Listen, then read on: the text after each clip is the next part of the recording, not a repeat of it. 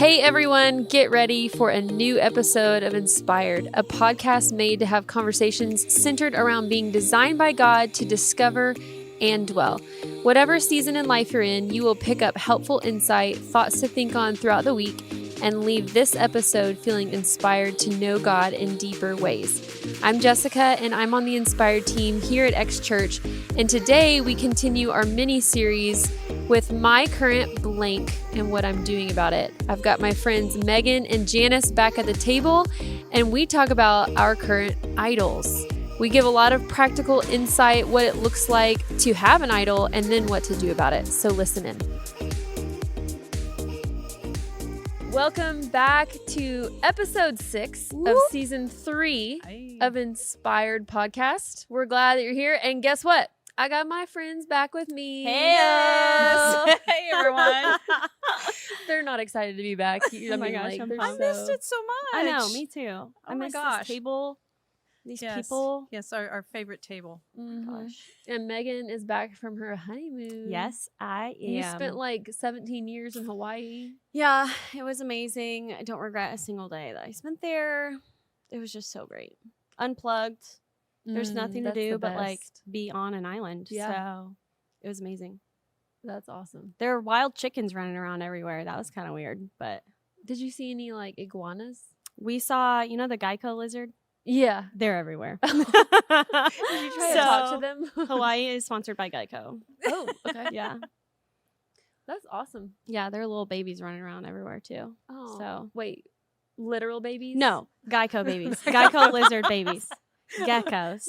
Thank you for the clarification. Yes. Yes, little geckos. Which I never knew the mascot for Geico was a gecko. There you go. And they're, Ding, yeah. ding, I thought you were a biology major. Yeah, but I just never studied insurance. Like, I just never. I never took an insurance Not my class. forte. But it was so great. So amazing. And now you're Now I'm ready just- for real life, right? Yeah. We don't have a kitchen table yet, but then I'll You be can ready eat for on real your life. laps. We've been eating on table trays. Oh, TV trays. It's amazing. Oh, yeah. I do back. remember one time I don't know. My parents were like so strict when we grew up. Like when we're eating dinner, there's no TV on. There are no books at the table because my dad was like a book nerd. And everybody, like you could not put your knees up in the seat. Like you had to wear a shirt at the table. I mean, like very, very strict. And so like TV trays, I never knew what one was. And my kids don't know what one was, not because I wanted to be really strict at the dinner table, but because we've just never had them in our house. And we were at someone's house and Phoenix was like, "What is this?" I'm like, "It's a TV tray." "What do you do with it?" "You can't put a TV on there." And I'm like, "You eat food on there while you watch TV." "You can watch TV when you eat?" Oh, I love it. Yes, dear. Yeah, well, my kids knew about those. So, yeah. They've been Yeah. great. Yep, had like 4 of them, you know. Hey, that's a really good way to keep kids quiet, though. Mm-hmm. So, I mean, It's I'm been not amazing. judging. We watch Desperate Housewives round the clock. That's like our show. Wait, when you were a kid? No. No. Actually, I did start watching it when I was like 9 or 10, I think, with my mom on Sunday nights. And Anyone else? you know your favorite shows back on. The Bachelorette. Yeah. Yeah. We watched Monday. Not really sure how that's going to work with the two because it's the Bachelorettes. Oh. There's 2. I don't care. I was going to say, Listen. I have never seen Get that on your show. Not once. Bachelorette soapbox. So let's I- hear it. Never cared. I still don't care. I just find it entertaining and it's an excuse for me to host. Parties. Yes, I love hosting. Yeah. I love snack displays. I love just telling, I'm like, my favorite saying is like, you can just keep your shoes on. Because that means that people are walking in my house. I'm like, just keep your shoes on. Oh. Okay. It's my favorite. I mean, I think you're justifying watching it, but it's Yeah. I fine. am. Yeah. Okay, but listen, I there's don't like, know. when we had maybe like 10 people over and you don't even pay as much attention to the show. Yeah. Like, Okay, you're with so all your then you know that you're besties. not like a super serious. I guess because Yeah. it's like a real sports game. Do you really want to invite or do the dudes really Right. want to Right. invite all their friends Right. for an important Right. sports game? No, because they won't get really to watch it. So Right. And Jordan likes it. So it's just He mentioned it in his vows, so I'm not outing him right now. He A lot of people did. know. He Yeah. did. Mm-hmm. It's out in the open now. Well, we're glad you're back. Yes, we are glad you're back. Thanks, guys. I missed it so much. So last week, we've had a few guests. Mhm. We had Hope and Maria, Mm-hmm. one episode, and then we had Sarah and Rebecca the next Yes. episode. And we kind of been going through this mini series titled "My Current Blank and What I'm Doing About It." And so, my current blank and what I'm doing about it. Mm-hmm. The first one was fear. Mm-hmm. And the thing I loved about it was we put one word in there, but it looked different for all three of us. yeah. And then the week before, or last week, we talked about my current struggle and what I'm doing about it. And this week, we're going to talk about my current idol and what I'm doing about it. Did you notice that she saved the really, really, really, really hard one for us? Excuse me. Yeah, No, I'm when we like, were talking fear of about spiders, choosing this topic, fear you of- guys are the ones that said that. I think it was Megan, actually. Okay, it was yeah, Megan's it was idea. me. But I was just throwing ideas out there. Okay, It was good. It was I'm good. someone who seeks validation, and I don't run with it until someone validates me. And you both validated me, so Because it's a good topic. Yeah, it is a good topic. Because we're about to get into the nitty gritty of it. I so- know. Okay, so just to break this down a little bit, idol meaning something that we run after, Yeah. put our attention on, seek after more than something else. Yeah. Mhm. And oftentimes it ends up being almost kind of like a house of cards, because we find out that a lot of times when we put our focus on one thing and we run really hard after it, a lot of times it's like ends up being not what we expected. Yeah. And we have expectations that are let Yeah. down. We end up being hurt. We find out what we were believing in to be true might have been false, Yeah. and all these things. So I think it's a really great topic to talk about, because Mhm. I think it's common in all of us, because from my experience, we all as humans are going to seek after something. Yeah. Like, because Yeah. we were given these innate desires to go after, to be, to do all these things. And they can be great, but they can be wrong if they're misplaced or, Mhm. Yeah. or not focused in the Yeah. right direction. So Mhm. in idols, what is your current idol? Oh, we're starting with me? Yeah, we're starting with you because Okay. you've been gone. So Yeah. Okay, great. Well, I'll just throw it out there as if no one already knows. But big people pleaser over here. So I've found that my by far biggest idol is others' perception of me. Mm. So a lot of things I do are a product of wanting to provide people with a good perception of who I am. And that has led me to like filling up my calendar, serving others, like things I love doing, and I can still love them and do way too much of them to the point where I misplace my focus. Mhm. If that makes sense. Yep. So a lot of things I do are like, I say yes to a lot of things, like things that I don't want to, things that I feel bad about not wanting to. So then I say yes. I don't know if you guys have ever been there, but I'm like, I feel bad that I don't want to do this, so I should probably do this. Yeah. And then I end up, it's Saturday, and I'm like, I literally have no energy because Monday through Friday, Mhm. plus Saturday and Sunday too, probably, I've just been on the agenda of other people. Mm. Yeah, I was thinking when you were saying about, I don't feel like I really don't want to do this, so I must need to say yes Mhm. to it. Mm-hmm. I think that's the thing that a lot of times, when, as a Jesus follower, you go, oh, okay, I'm going to crucify the flesh. I'm just going to, Yeah. I'm going to do this. Yeah. And then you end up doing something really that, I feel like he's up there going, no, you don't Yeah. need to do that. Yeah. Or like, Yeah. if I don't do this, like no one else is going to, and then this person is like going to be so let down. Uh-huh. But who am I to say that I'm the only person who can do that or be Right. that for people? Right. You know? Like you're trying to be the God in someone else's life. Mhm. Right. And then I love the like positive feedback that I get from it. Like it like Mhm. makes Yeah. me feel good about myself. Mhm. And then when I don't get that, I'm like, oh, what am I doing? Yeah. It's like And so approval then- injection. Yes, it's like this cycle of like, okay, I'm pleasing people, but like today I don't have a lot to do that like pleases people. So like, what am I gonna do? Like, I feel like I need to be doing something, and then you start this cycle of like, oh, I'm not doing enough. Like, I'm not being enough. Mm-hmm. And with getting married, like, it's a whole new like layer of, okay, like, I'm someone's wife now. Mm-hmm.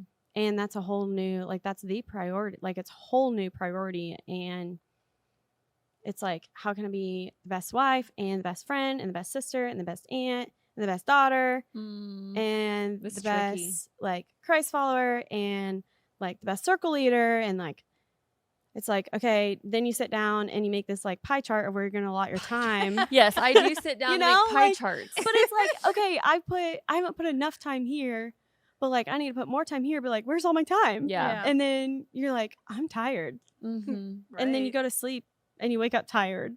Mm-hmm. And so it's just, I think once you get into the cycle, you get comfortable with the feedback of it. And it's really hard to break it. It's addictive. Yeah. Because the first hit of, like, saying no to someone, like, I'll think about, if I say no to someone, if they ask me for a favor, I'll think about it for, like, 4 or 5 days. And, like, worry and about it's like, and it's very stressful to think about it for so long. So you're like, well, why would I put myself through that stress by doing the right thing, like the right thing? And why don't I just say yes and I don't have to think about it? Because my Right. default is overextending myself. Yeah.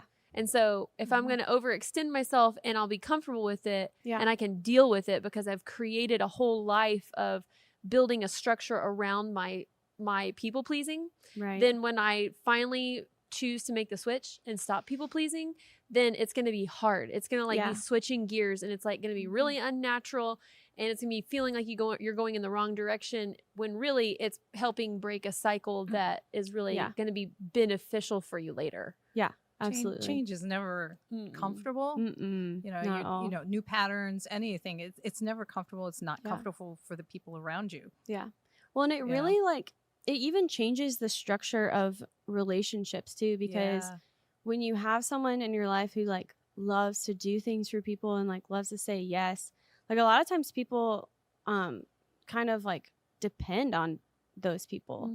So it's like you've built this structure of friendship where, like, I will literally do anything that you need for, like, from me. And my problem, like, I love being that for a select few people. My problem is that I want to be that for 300 people. Yeah. You know, and you just can't. And so there's, like, an uncomfortable friction with, you have this friendship that has been based on, like, I'm here when you need me, whatever you need. And then, like, you say no to something and it's like, whoa. Like, little, like, I think also in your stage of life with getting married, I feel like there was, like, this real hard turn, or it can be a hard turn for a lot of people, I think, is because your priority before a spouse was friends and strengthening and deepening those relationships with friends and family and people around you. And then all of a sudden it's like, my priority now is, like, me and my husband. And if you have, like, unmarried friends or friends that are not in a relationship, it's like, you just totally ousted me. When in reality, I'm putting my priority in the right place, but you're perceiving it that I'm putting my priority in the wrong place. Right. And then instead of people pleasing them and saying, well, this is my priority, or like, you know, I feel bad that I'm with my husband all the time, like, let's hang out. But you know that you're bending over backwards and that you're putting your time and your priority in the wrong place. And then you just keep running on that wheel. Right. It's uncomfortable and it's not fun. And like you said, like, it's uncomfortable and it's not fun. And it takes away from, like, in a sense, you want to be that person for someone. And it takes away from that, like, joy of being able to be that person for someone. Yeah, because you're stressed about pleasing other obligation. people. When you're that person for, I don't know, 30 people, like, you almost shallow relationships with people, and you, like, can even feel a sense of, like, disconnection between you and this person that you would do anything for, because you start to not enjoy, like, being able to do that. And so I found myself, like, it's been, like, a year-long process of just trying to reallocate priorities and just, like, honestly, just, like, survey, like, what my own capacity is, because right. that has been I think I lacked a lot of self-awareness when I was just saying yes to everyone, because I wasn't taking the time to be like, well, like, how, like, when I look at myself, how am I doing? do I feel connected to people? Mhm. Not really, but I'm spending a lot of time with people. So like what's getting in the way of me being able to form like Yeah. deep, real connection with people? And it's that I just overextend myself Mhm. for everyone instead of like having those levels of relationship like we talked about with like the deep and shallow. Right. And it just gets to the point where like when you're overextending and you're spending all this time, like you just self-sacrifice, and that's easier than, like you said, it's Yeah. easier than saying no. Then setting new patterns. Right. Right. And and there's a limit. There's only so much Megan. Yeah. Mm-hmm. And if you start spreading yourself thinner and thinner and thinner and thinner, then like you said, then nobody is really going to get what they need. And it may be this particular person, you're going to be giving more to them at this point, and then it'll be someone else at another time. But now that you're married, it's a whole nother dynamic. And it's the best. Like it's the best too. Mm-hmm. And it's just it's a whole new learning process of like, I don't have to explain that to people. Like we talked about, like I feel like I need to explain like, well, I'm married now and like my husband's my priority. Like I don't need to do that. It's just like, it feels like a constant just like friction with what I want to do versus what I know is like right for me. And I don't know, like if anyone's listening and you're connecting with like just focusing on others' perception of you, I always found that part of what came with that was not wanting anyone to see me like struggle. Oh yeah, for sure. So in my advance to getting like positive perception of me from people, I never would want it to appear like I was being stretched then. Yeah. Or that I was exhausted. Well, because you want to look like you can do it all. Right. You can do it all and it's okay. And I'm together and And that Calm and just struggle. adds like fuel to the fire because then you're hurting alone and no one can help you because no one knows. And you don't even like, you almost create this like mirror of like, do I even know? Like, it's just like full like Inception, like dream hole. Inside of a dream. Alice in Wonderland. It's like, I can't even think about this. Mind blown. Yeah. Yeah. I feel like a lot of what you're talking about has a lot to do with my idol also. But I think so much of what I hear you talking about connects back to our identity. And the older I get and the more mature I become, I'm realizing how important it is to have a strong identity in yourself. Yeah. And when I say yourself, I mean, if my life is founded, if I am saved by the grace of Jesus, I take on his identity of who he thinks I am. And I can understand that I am important to him. I am enough for him. I'm seen by him and all of that. So, but the older I get, the more I realize I knew that it was like one of those words when I was like a teenager, identity. I want to be sure that I know who I am, and I want to be able to be just comfortable with who I am. We talked about this on the body image episode. So many things are linked back to identity, and what I'm finding out is that it is really the core and the base of so much of what I deal with and what I struggle with. And if I'm being honest, my identity had a lot to do with my current fear. It had a lot to do with my current struggle, and it has a lot to do with my current idol, because what I feel like gets far more attention than I really need to give it to is my time. And a lot of that has to do with priorities, exactly what you're talking about. And it also has to do with people pleasing, because my time, I want to arrange my time to where ultimately in my mind, I want to honor God. Yeah.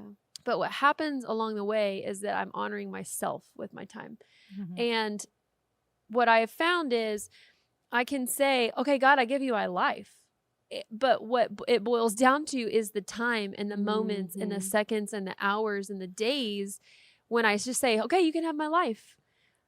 And I'm fully surrendered to whatever he wants to do in my life. I can honestly say that, like, God, you can have my life I am not I don't take ownership in everything that I am because I'm giving it to you. And I want you to use my life so you can become more famous. But the day to day is the time.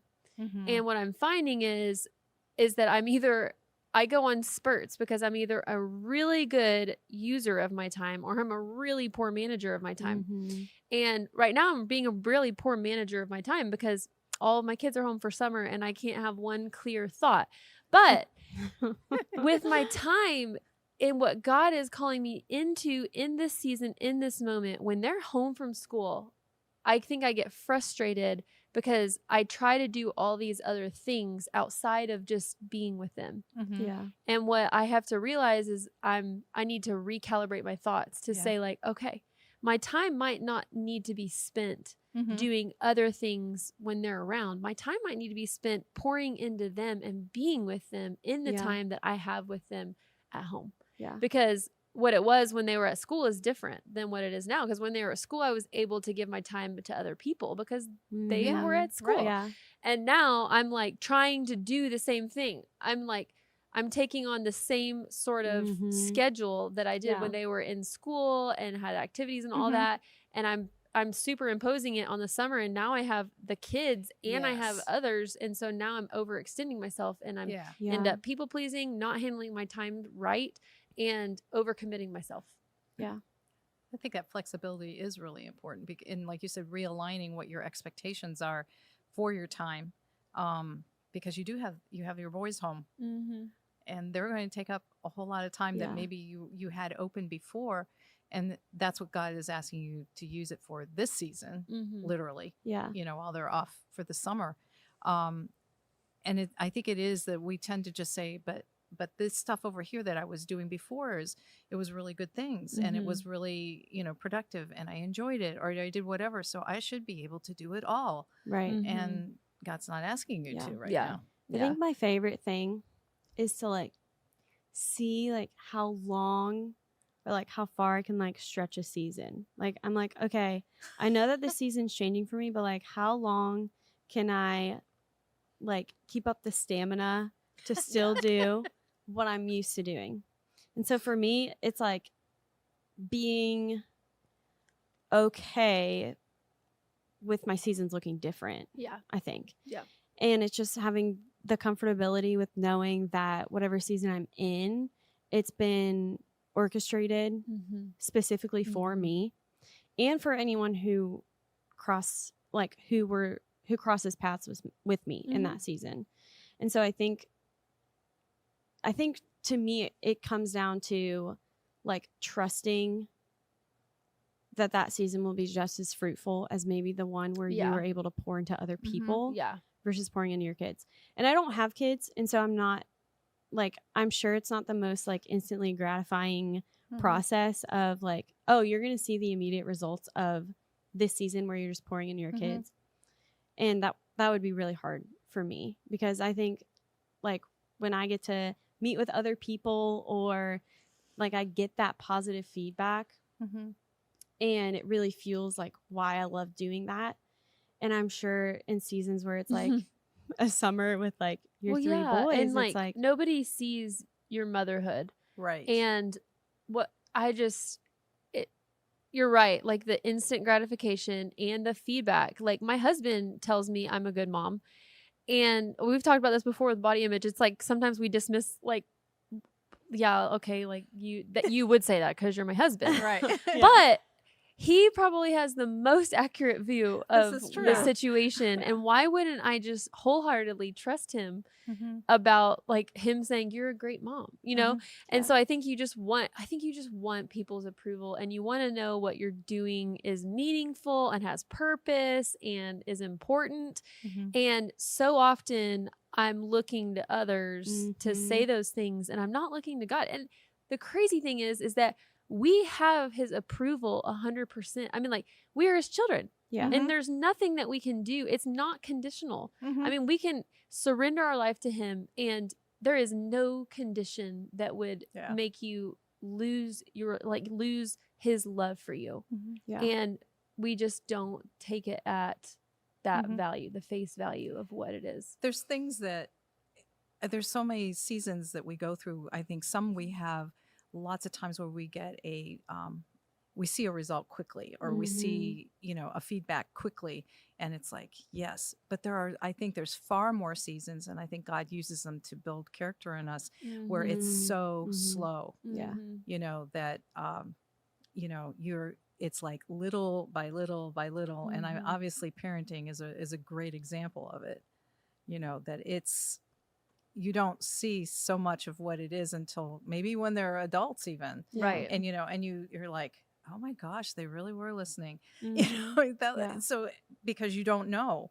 And also too, when you think about even your marriage or your, depending on what your work is, many times it's just the same thing in and out, day after day after day. And it's like, how is this really doing anything? Yeah. But, it's that obedience of just staying in it and all that does pay off after time. But it's hard when you're in one of those situations or a season where it is that, where it's like, okay, just gonna get ready here and just keep going. And keep doing it. Yeah. Because I think we want that. We want to say, I want somebody to say, "Atta girl," Right. Right. And I love that you brought up obedience, because that's been like a big thing for me as someone who seeks the approval of others. Like a lot of times I lose sight of that, like, obedience factor, because I'm like, okay, who am I like being obedient to right now?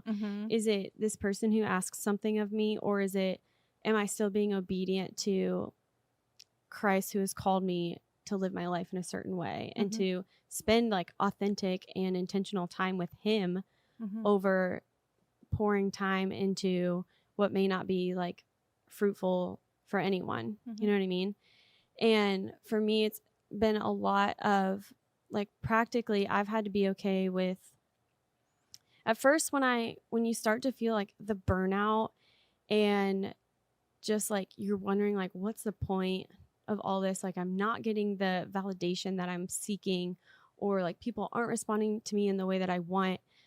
For me, it's like, okay, there must be like something wrong with my personality that makes me want to like please people and seek validation like that. And I had to do a lot of searching and a lot of like really studying who God was, so that I could figure out like who I was through him. Because my personality that seeks after like pleasing people is the same personality that seeks after pleasing him. And it's the same personality that like has a servant heart for people who I love just as much as he did, you know? And so for me, it's not this character flaw that I need to like trash and like, and like revamp my life with something new. It's okay, how can I use these gifts that God has created me with to advance his kingdom rather than advance like my stockpile of compliments from people. Right. And so that took a lot for me. Was just, there's not something wrong in the way that I was made, because I was created in his image, like perfectly, like exactly how he wanted me. It's just when I let my like worldly intentions direct my thoughts and my actions, that's when I start to stray. And that's when I start like the self-doubt that you had mentioned earlier. It's like, okay, now I'm doubting like who I am, but it's not who I am. It's like, how am I using those traits day to day? That's right.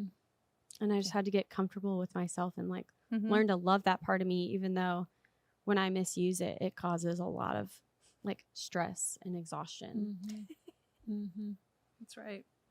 So since you said that, I approached this thing about idol from the aspect of a master. In other words, something that's controlling, something that's exerting control on me. And then I looked at it. Okay, well that's what it is. But what's the idol behind it? And I think the master part, the part that's controlling for me, is self-doubt. And then the idol, because I was thinking and putting notes down, I said, really, well, the idol is self. Which really, when you get down to it, I thought about that too.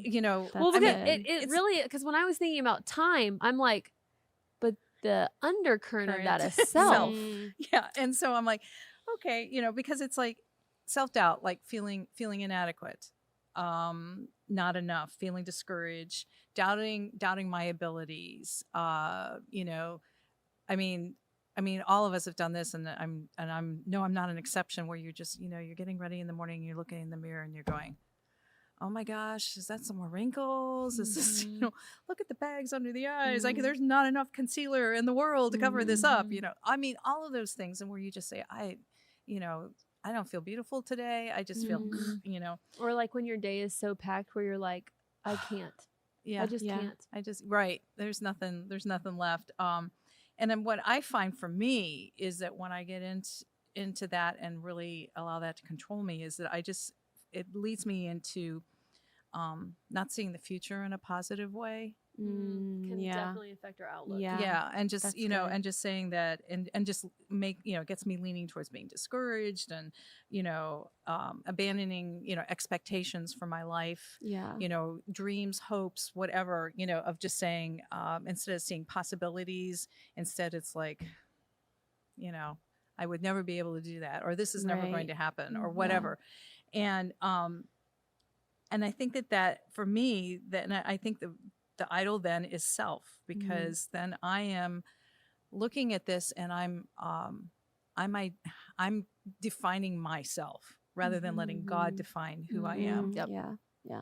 I'm not going to do a very good job of defining myself, because I'm always going to see all the things that are inadequate. But then it's like, okay, it's okay that I, you know, feel ill-equipped for this situation, or I don't feel like, you know, I have enough education, or whatever it might be for anyone. It's that if God is asking me to do something, or if he's leading me somewhere, or he's put me in a situation, then it doesn't matter that I don't have it. He does. And he's going to help me and meet me right in all of my inadequacies. And instead of there being this big hole and gap, that he fills all that in, you know, and just kind of fuses it into me.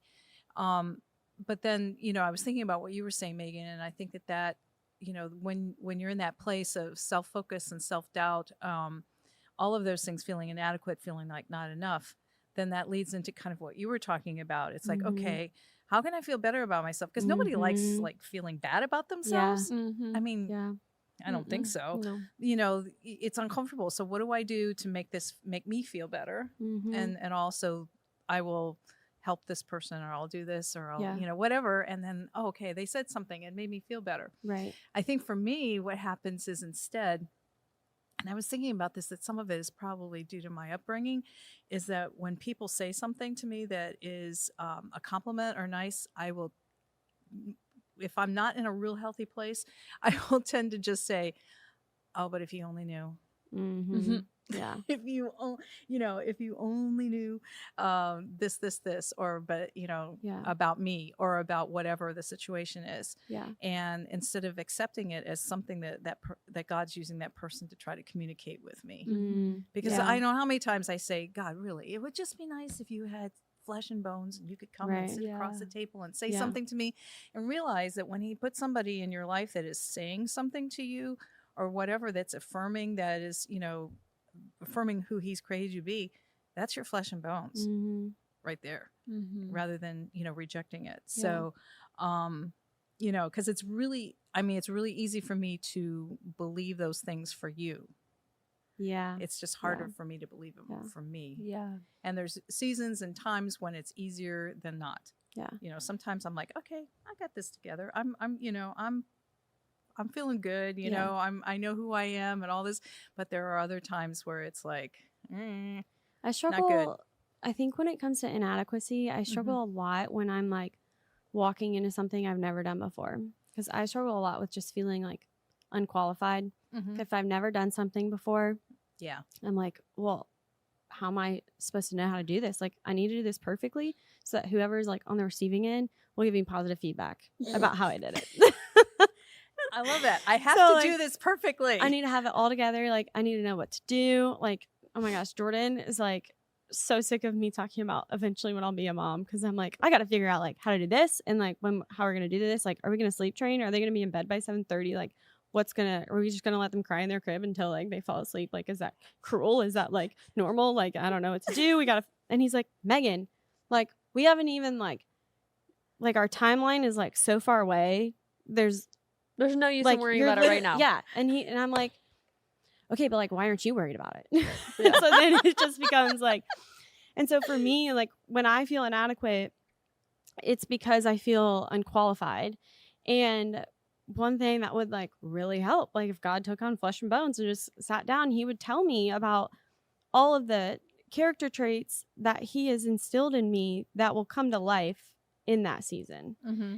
And I saw that in teaching. Like when I started teaching, I was like, I have only worked with adults. Mm-hmm. I've only worked with adults that are like either unconscious or like, I mean, essentially most of them were, or like in a state of so much hurt that they're willing to accept like any help that you give.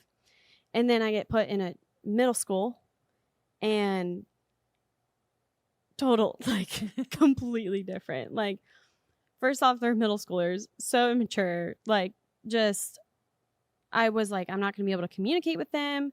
I'm not going to be able to establish like an authoritative figure because I've only worked with adults. Like I've only been serving people that I'm like hired to serve, I guess, if that makes sense.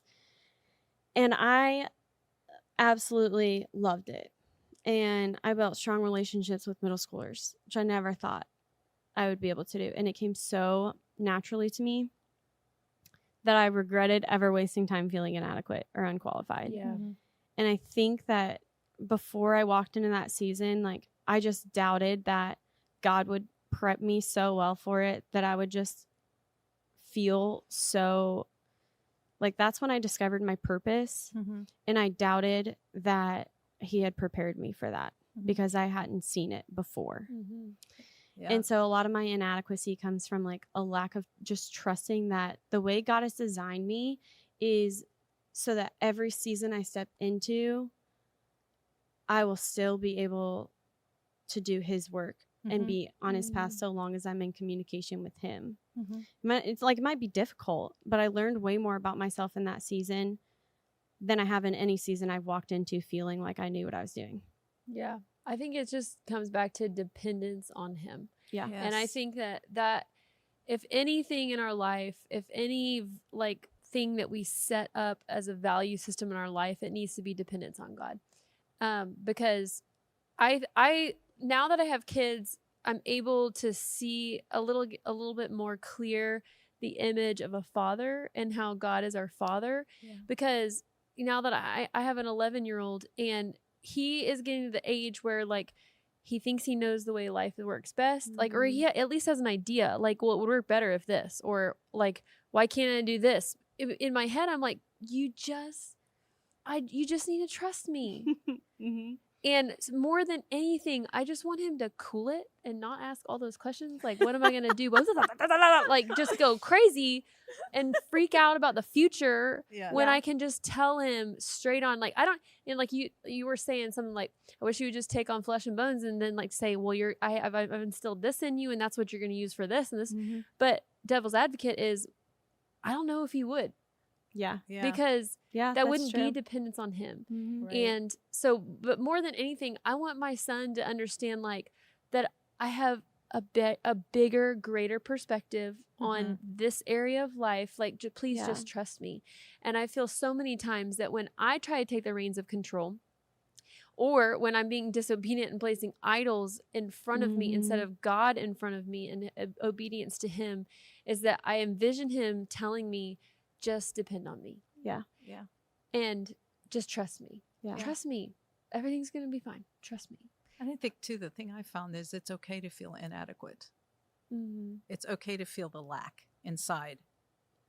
For one thing, it takes a whole lot of pressure off. Instead of feeling like I have to know, I have to be the expert, I have to know exactly how to do step 1, step 2, step 3. And to get there, it's okay to say, you know what? I'm not sure how this has worked. I've never done this before. I've never experienced this before or whatever, but I don't have to do that. But I have a Father in heaven who will help me and answer me if I spend time with him and listen. I think that too, like that makes room for him to shape you in those areas versus like me spending the next 365 nights like reading parenting books and like nailing down exactly how I'm going to do everything because I've taken control of the situation and trained myself on how I'm going to be a mother versus like being like, I don't know exactly how this is going to go, but I am going to depend on you and trust you to like shape me in that space I've created in my inadequacy versus like, I'm going to read all these books and I'm going to have it together and I don't need anything from you or like any help. Yeah. I mean, it's natural. I feel like it's natural to feel like that. And it's so hard. Like we were talking about at the beginning, like with the patterns, it's so hard to switch gears and not, I mean, like there's a lot to be said about preparing and equipping yourself and getting into the right books and finding resources. And I'm totally all about that. But there's also this level of just dependence. Yeah. And I feel like that in the area of finances, like, cause I handle the finances between my husband and I, and there's times where it just doesn't work on paper. And like, I can sit there for hours and just try to be like, move money around and like, do this, maybe we could do this. Like, could we cut that out? And like, blah, blah, blah. And then it's like, I reach like this wall and it's like, God's like, if you just depend on me, I'll take care of you. Yeah. And there has never been one single time that I have hit a wall with finances and not been able to pay for my bills because he's just always provided, whether it was like in some miraculous way or some ordinary way. It was dependence on him that he was looking for. And he wasn't looking for me to have all my ducks in a row and all my research done and the best way to do this and this. And I ask God for that reminder often is help me get to the end of my rope quick because the sooner that I get to at the end of my rope, the sooner I'm going to start depending on him. Right. And so I always want that to be the forefront of my mind. Help me get to the end of my rope quick so that I can depend on you now. Yeah. I think it too. It's important That's just good. to Like spend time, with him and in the Word of to say, like you, Megan, you talked about this of who do you say I am? Yeah. Who do you, it's like, God, help me to see me as you see me. Yeah. Rather than through all the filters that I throw up there, whether it's, what you heard when you were growing up or, from other people or whatever. And it also too, then it takes away that whole thing of, I have to have this kind of feedback from somebody else or, from my husband or from my friends or from whatever I'm doing in order to feel that I know who I am. But instead, the Lord just can do that and he never changes. And not only that, he sees us truly accurately because he created us, and I know for myself, the other thing is, what am I saying in my head?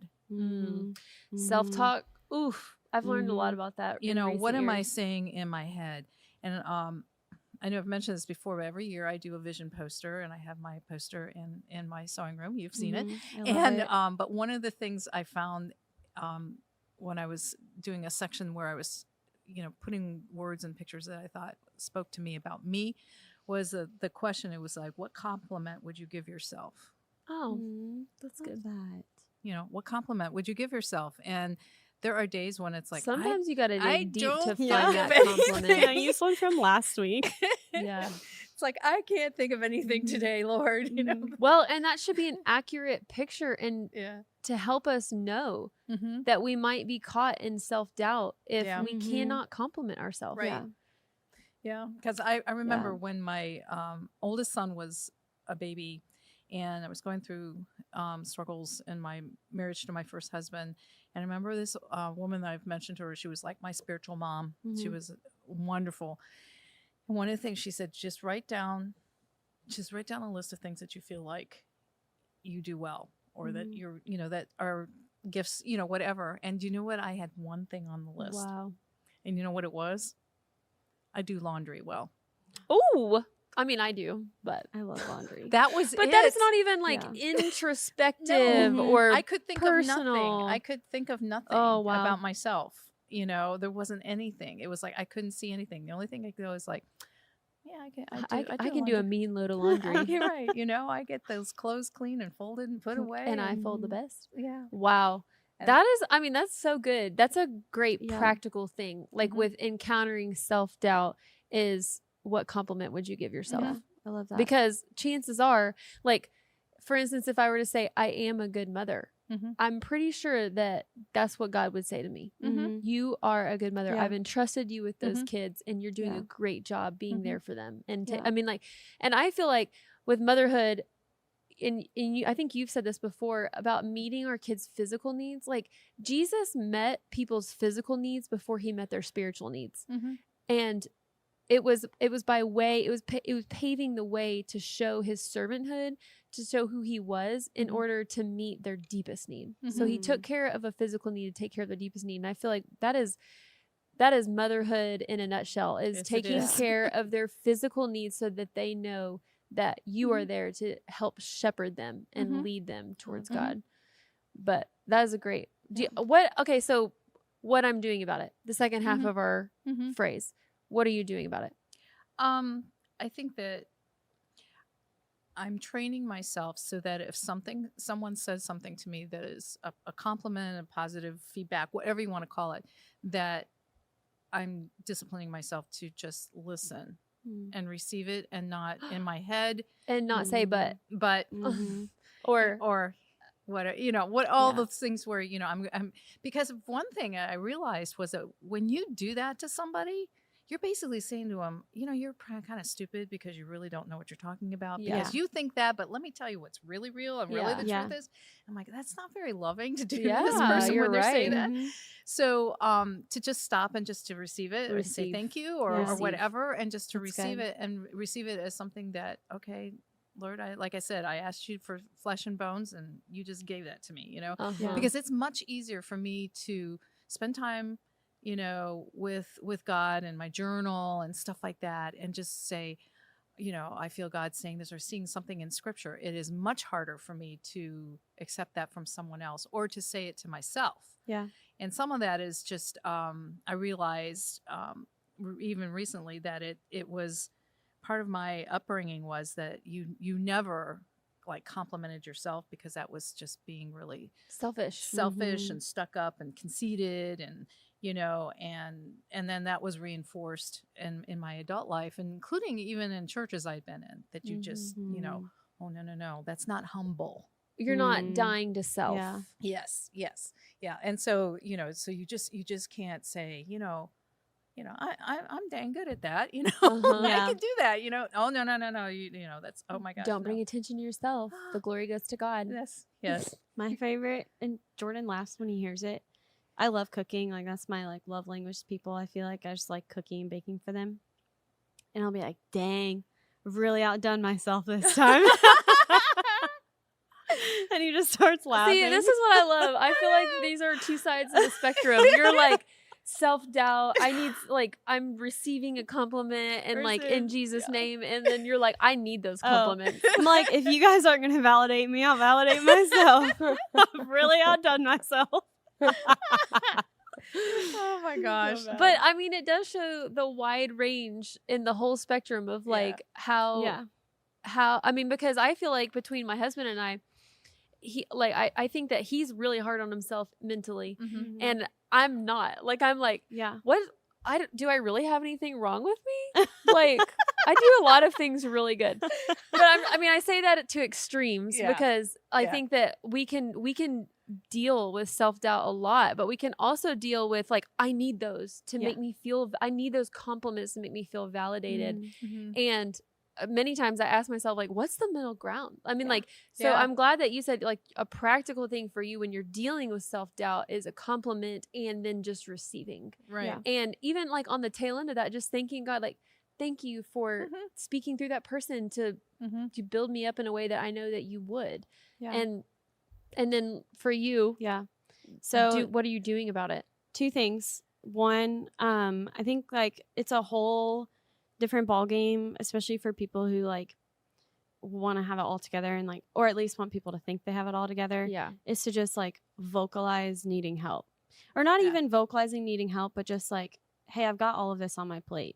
no one's going to listen to you talk about everything you have to do and not be like, well, what can I do for you? Mm-hmm. Right. So A, just vocalizing it, and B, for me particularly is being okay with not having control of something that someone does in my place. So like super simple example, like Jordan unloaded the dishwasher and I was like, well, I wonder where I'm going to find my mesh colanders now, like next time I need them. But then I was like, you know what? I'm not unloading the dishes. So how about it? Like, and just releasing that, because he also learns better by like messing up the first time.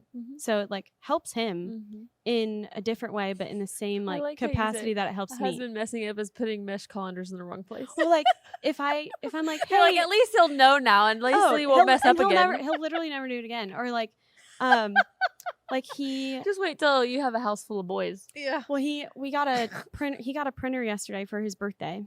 And oh well, that's an adult gift. I know, yeah, from our registry. Really. And he's like, I didn't even know this is on our registry, and I was like, well, it makes sense too. But he was like, hey, I'm gonna go set up this printer, and like every cell in my body wanted to be like, oh, well, like let's go through the instructions together, and like I'm sure there's a video online like we could watch and just like make sure like you can still connect to Wi-Fi, and like when I need to use it, like it'll work. And then I was like, you know what? I'm going to trust him to do this. And if it doesn't work, like, he'll figure it out. I'm so glad that I know you, like, right when you get married, because I'm just really excited to see you evolve. That's just, like, how, like, intentional I have to be. Like, I got to stop it right there in its tracks. Or, I will completely, like, emasculate my husband and, like, make him feel like he's incapable of doing anything. Not that I feel that way, but it's because I love doing everything. But I just can't. Like, I have to be okay with A, not being able to do everything, and B, letting someone else do that in my place. Yeah. And the printer works perfectly because of course it does. I just have a 10 out of 10 husband. So we're putting blinds up next week, and he's going to do that too. So another thing that I do though, which is like totally against my nature, is just saying no. And it gets easier the more I do it. But we talked a few weeks ago about like just being comfortable with saying no without an explanation. Yeah. And like I noticed, like I started doing that, and people don't ask for an People don't explanation. care. They really don't care. Like they literally do not care. It's just Nope. like, okay, I'll find someone else. Like I'm not gonna waste my time like prying into your life. Right. And it took me just doing it one time. Or they won't care, and then they'll just like be judgy in their mind. Yeah, which like, and you gotta let that go. yeah, sister. you gotta let it go. You have no Not gonna control think about over it. it. But being okay with saying no, and then like that has been one of the most freeing things like ever, because then I can say yes to like things that I really enjoy, or family that I haven't seen in a while, and I don't have to like pencil in hour by hour who I'm gonna be able to spend time with, and then while I'm spending time with that person, not even be able to be present with them because I'm thinking about the next thing I have to do, you know? Well, here's the flip side to that too, is that like in regards to time, because it has me thinking along the lines of time, is when I take care to say no in the areas that I know I'm not being called into, then it gives God room to be my yes in another situation.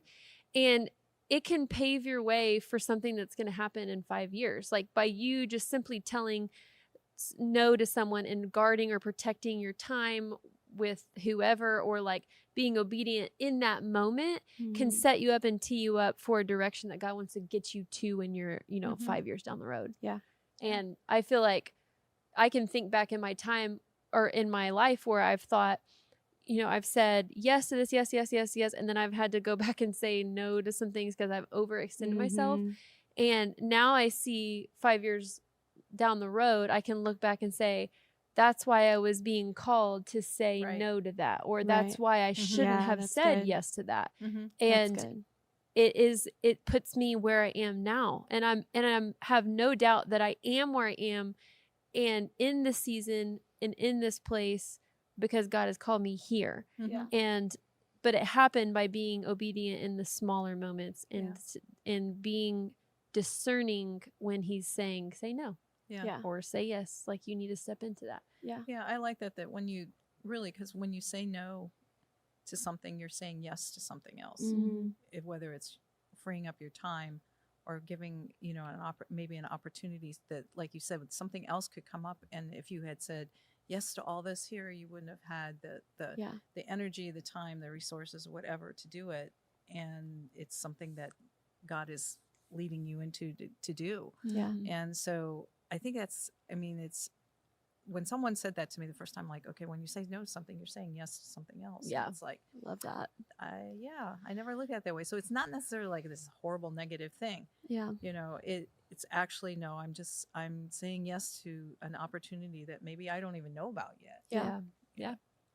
I think that goes back to being discerning of what God is calling us to in the moment, which I think also has a lot to do with knowing who he is. Because if we don't know his character, we're not going to know his voice, and we're not going to know his nudge, and we're not going to know his leading or guiding. And that is so important because it can ultimately get us to where he wants us down the road. But we have to be careful that we know who he is, so we know when that nudge comes, we can say yes to it. Yeah. And I think in regards to time, that is my practical thing is waking up in the mornings and saying, how do you want me to use my time? Because so many times I forget to dethrone my idol of time and say, get off, you're not the one that needs to be there, and put God back in his place and saying, you're in control of my time and you're in charge of my days. You've numbered my days. You know the hairs on my head. So you tell me, what is your priority for me today? Right. Yeah. And so often I have to recalibrate, like I said at the very beginning, is my time might have been used one way in 1 month, and then the next month be used in a way that's completely different. Yeah. And so if I wake up and I'm just simply saying, God, this is your day. What is the verse, like, this is the day the Lord has made, I will rejoice and be glad in it. It's a simple way, it's a simple declaration to say, you're God, I'm not, you're in charge and you're sovereign, you're controlling of everything. And I need you to guide and fill my time with what you want me to, which also and also give me the discernment to feel your nudge and to know what you're walking me into. Right. So I can say yes, or I can say no, or I can be joyful about where I'm committing my time to, rather than feel regret and guilty about the things that I'm not getting accomplished. How freeing too for that to be like your first thought, and just like directing. Yeah.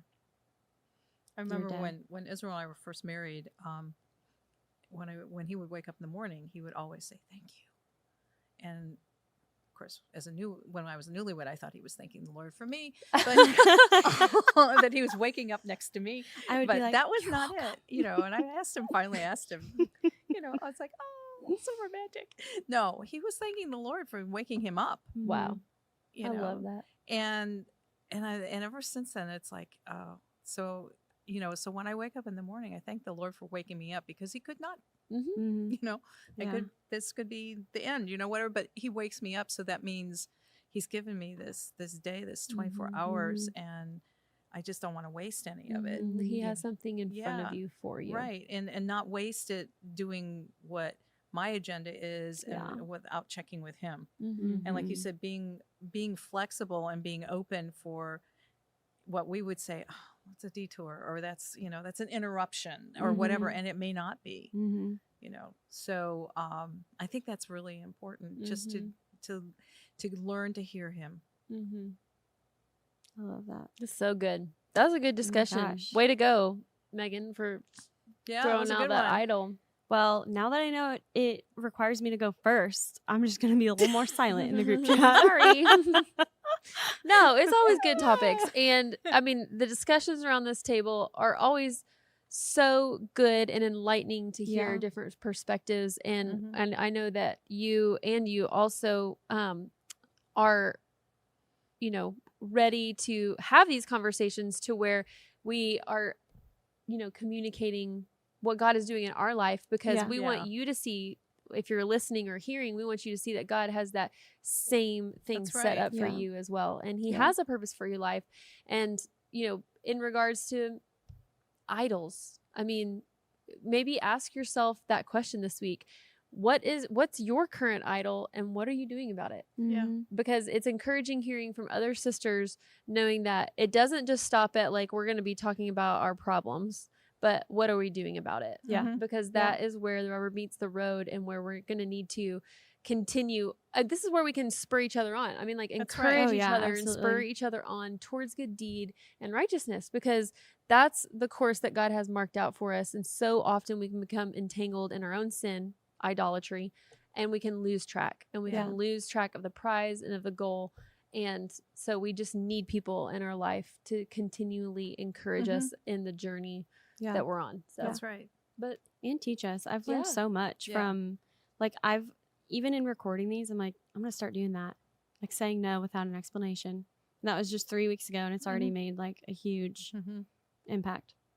So just love learning from you guys. Yeah, same. Yep. The best. Yeah. Well, if you have not signed up for conference yet, Oh my October gosh. 1st. What are you waiting for? Do it. You When better does early get bird on. in August. Yes. 15th or 18th. One of those. One of those. One of the teens. Just get it done by August 9th. Yes. Save yourself. Yes. Yeah. The Sign double up digits. before August so you can get the early bird, and you're not Yes. going to want to miss it. We are in the throes of planning and praying and dreaming, and we're just so excited. So go ahead and register for our conference on our website under the events page. Yes. And if So you have good. not caught up on other episodes, you're going to want to go back and listen to those and catch up. So we will And see you. What? let us know what you want us to talk Oh, about. That's yeah, right. for sure. Yes, we're always because- looking for that. You guys are our people too, Yeah, even that's though we right. can't see you. Yes. We'd love to hear from you. Yes. Absolutely. So you can email inspired@thex.church, or you can get into our DMs on our Inspired page and send us a message that way. But we're so glad that you've joined us. Tune in next week for another interesting episode. We'll see you then. Bye-bye. Thanks so much for listening. Our hope is that everyone who hears these episodes, near or far, would know that the invitation at our table is always open. You might not be sitting at this table, but our desire is that you would join in on these conversations. So if you were inspired by today's talks, send us an email at inspired@thex.church. We'd love to hear your thoughts, stories, and questions. And as always, don't forget to rate and review wherever you listen to podcasts.